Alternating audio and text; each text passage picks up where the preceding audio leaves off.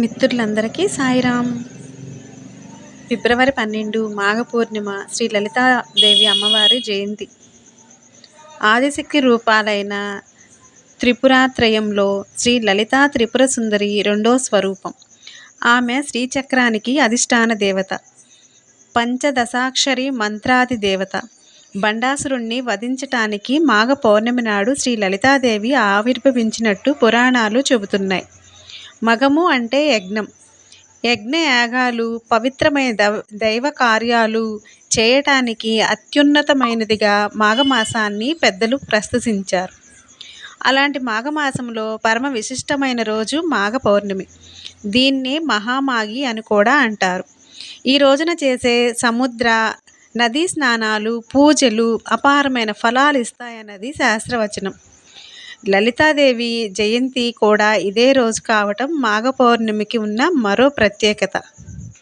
లలితాదేవి ఆవిర్భావ గాథ దేవీ పురాణంలో ప్రస్తావితమైన లలిత సహస్రనామము పారాయణ చేస్తే కరుణాపూరితమైన దృష్టిని భక్తులపై ప్రసరిస్తుందని, కళల్లో ప్రావీణ్యాన్ని, కుటుంబ సౌఖ్యాన్ని, ప్రశాంతతను, సంపదను ప్రసాదిస్తుందని భక్తుల నమ్మిక.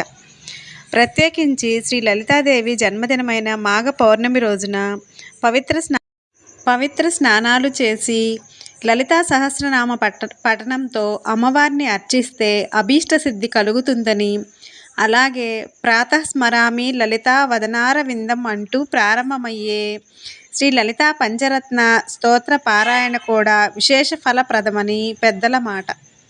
సర్వశక్తులకు మూలపుటమ్మగా లలితాదేవిని ఆరాధిస్తారు.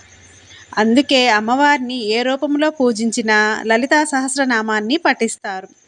మాఘమాసంలో పరమ విశిష్టమైన రోజు మాఘ పౌర్ణమి. దీన్నే మహామాఘి అని కూడా అంటారు. ఈ రోజున చేసే సముద్ర నదీ స్నానాలు, పూజలు అపారమైన ఫలాలను ఇస్తాయన్నది శాస్త్రవచనం. లలితా జయంతి కూడా ఇదే రోజు కావటం మాఘ పౌర్ణమికి ఉన్న మరో ప్రత్యేకత. Please subscribe, like please. అందరికీ అమ్మవారి